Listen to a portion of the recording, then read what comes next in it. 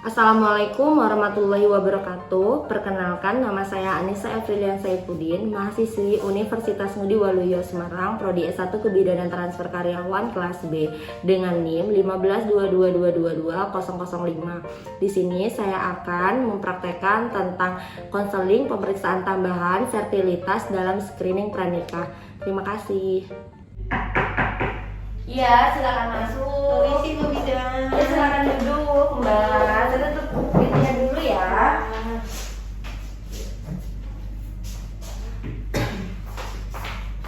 Bentar ya.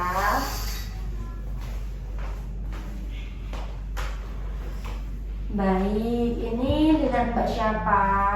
Mbak Lisa Bu Bidan. Iya, Mbak Lisa ya. Kemarin sudah janjian ya sama saya ya. Perkenalkan Mbak Lisa, saya bidan Nisa yang bertugas di pagi hari ini. Sebelumnya di sini saya tanya dulu ya namanya.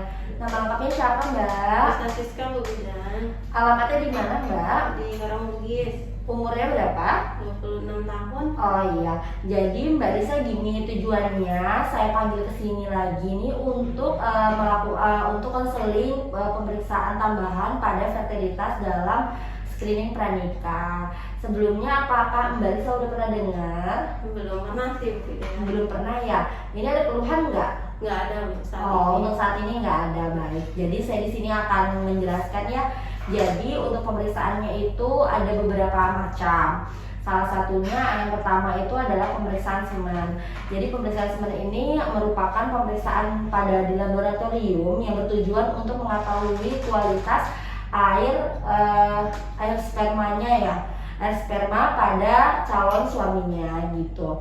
Karena jadi suaminya seperti itu ya. Jadi melalui analisa ini akan diketahui nih jumlah dan pergerakan sperma dalam air maninya atau air sperma seperti itu. Nah, bagaimana cara pemeriksaannya? Jadi cara pemeriksaannya itu biasanya diminta untuk menghindari aktivitas seksual atau ejakulasi beberapa hari, 2-5 hari sebelum pengambilan sampel, biasanya seperti itu. Dan untuk prosedur pengambilan sampel sendiri itu biasanya diberikan si suaminya ini diberikan tabung kecil yang steril dan bersih untuk menampung sperma melalui masturbasi. Yang kedua, biasanya sih kliniknya menyediakan ruang pribadi untuk berdampingan dengan laboratorium untuk mengumpulkan sampel air mani setelah ejakulasi itu. Kemudian cara yang paling umum itu biasanya melakukan pengambilan sampel atau air mani ini dengan masturbasi. Kemudian untuk yang keempat, sampel air mani ini biasanya sih setiap pria itu bervariasi dari waktu ke waktu. Jika diperlukan 2 atau 3 sampel berbeda dapat diperiksa dalam jangka waktu 3 bulan waktunya. Kemudian dianalisis nih air maninya ini bertujuannya untuk menilai seberapa sih baik pada vasektomi. Biasanya sih dilakukan 6 minggu setelah tindakan vasektomi tersebut. Nah, untuk hasilnya sendiri biasanya diketahui dalam 1 hari, jadi secara langsung. Nah, untuk nilai normalnya sendiri itu biasanya setiap laboratorium itu bervariasi atau berbeda-beda seperti itu. Kan itu yang pertama. Kemudian yang kedua itu ada suhu basal. Jadi suhu basal ini adalah mengukur suhu tubuh ibu ya di pagi hari sebelum bangun dari tempat tidur dan beraktivitas. Biasanya sih perubahannya ini akan terjadi sekitar 12 jam sampai 24 jam setelah ovulasi atau masa subur berlangsung seperti itu. Pada pemeriksaannya ini biasanya temperaturnya itu atau termometer itu biasanya kita letakin aja di samping tempat tidur, kemudian dilakukan pengecekan sebelum melakukan aktivitas. Jadi sebelum beranjak dari tempat tidur, baiknya Mbak Lisa ini dicek suhunya sebelum berbicara, makan, minum atau berhubungan seks gitu. Nah, untuk termometernya ini biasanya harus dimasukkan di lewat mulut atau lewat anus dubur selama 5 menit. Jadi ada waktunya ya Mbak Lisa ya. Nah, biasanya sih hasil pengukurannya ini baiknya Mbak Lisa catat dalam lembar grafik suhu basal dengan jarak suhu biasanya 0,1 derajat Celcius setiap hari. Biasanya dibuat di atas kertas milimeter block, biasanya nanti dikasih seperti itu. Nah, grafik ini itu tujuannya untuk memberikan pola perubahan suhu tubuh atau siklus menstruasi dan masa subur. Jadi kita tahu masa subur kita gitu ya. Nah, biasanya hasil pemeriksaannya ini untuk mencapai suhu terendah saat ovulasi dan masa subur, dan akan mengalami kenaikan suhu sebesar 1 derajat setelah ovulasi. Nah, biasanya dilakukan di pencatatan suhu basal selama beberapa bulan. Jadi memang agak lama kalau melakukan dengan suhu basal ini. Untuk ini biasanya ada kenaikan suhu ovulasi atau masa subur setelah beberapa siklus.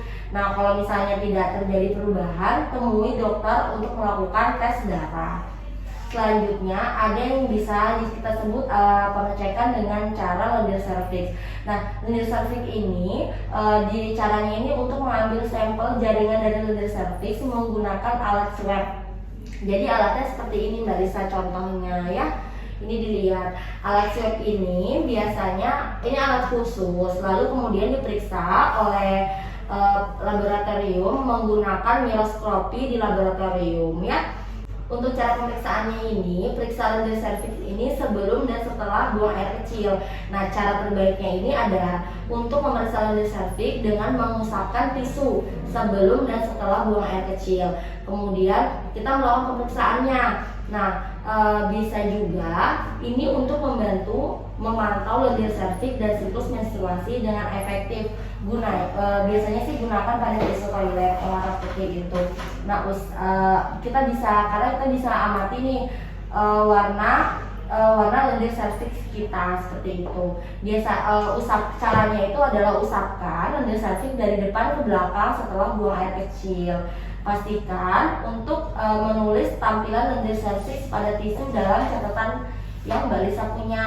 Kemudian kita bisa analisis lendir serviks pada pakaian dalam juga. Kemudian Mbak Lisa juga bisa amati dari pakaian dalam Mbak Lisa ya, lendir serviksnya. Memeriksa lendir serviks dengan mengamati sekresi yang melekat pada pakaian dalam.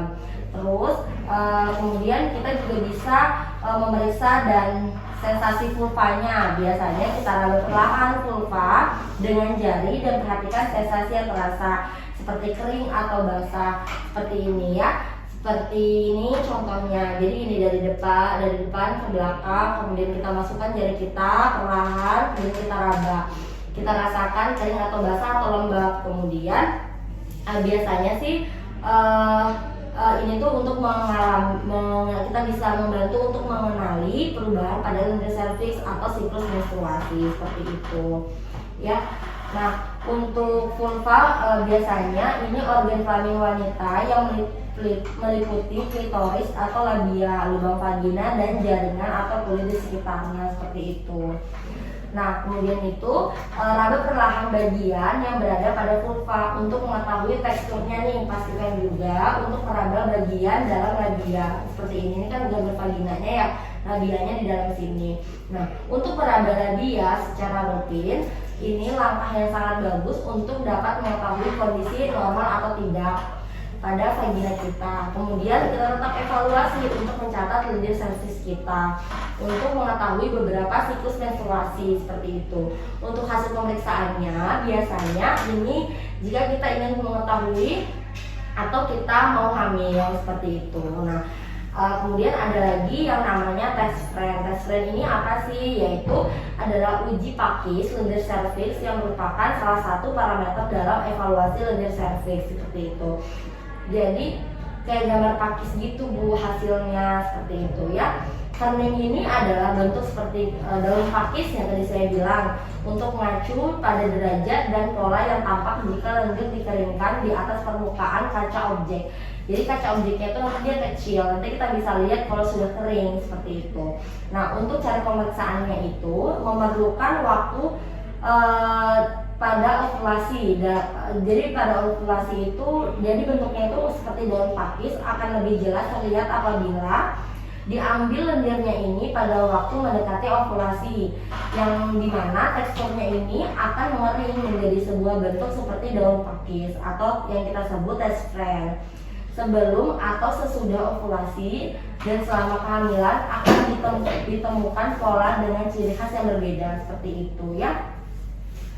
Pada ini terjadi ovulasi, lendir cervix ini akan menjadi sangat cair dan jernih. Sebaiknya akan tampak kekuningan dan kental jika diperiksa pada saat tahapan praovulasi, pasca ovulasi dari siklus haid. Jadi seperti ini ya.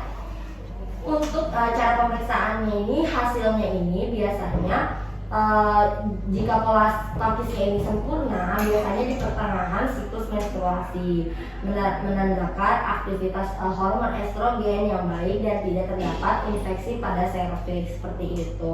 Dan yang terakhir nih yang Mbak Lisa, itu adalah uji pasca senggama. Jadi uji pada pasca senggama ini yang dimaksud ini untuk mengetahui kemampuan tembus spermatozoa menyerbu lendir serviks. Jadi diuji gitu ya, spermanya ketemu lendir serviks ini sebagaimana.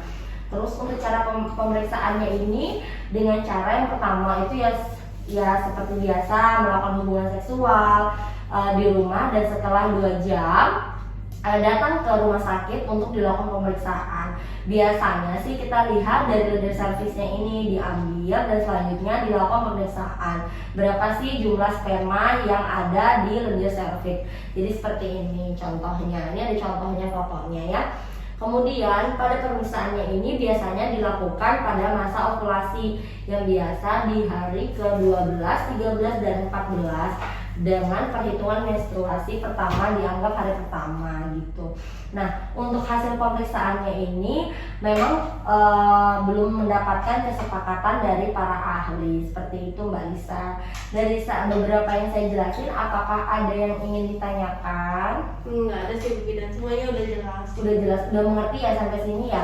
Boleh Mbak Lisa jelaskan nih apa aja yang tadi saya sebutin macam-macamnya pada pemeriksaan. Jadi untuk pemeriksaan tambahan pada screening ini itu tadi yang pertama ada metode semen, kemudian metode suhu basal itu yang tadi kita mengukur suhu tubuh sebelum tidur, kemudian pemeriksaan dari serviks, lalu pemeriksaan yang tadi bisa membentuk seperti daun pakis. Ya, daun pakis testernya. Benar. Terus tadi yang terakhir yang uji pasca senggama, jadi yang tadi periksa spermanya itu gimana? Ya, yang nyangkut ya di sel telurnya seperti itu.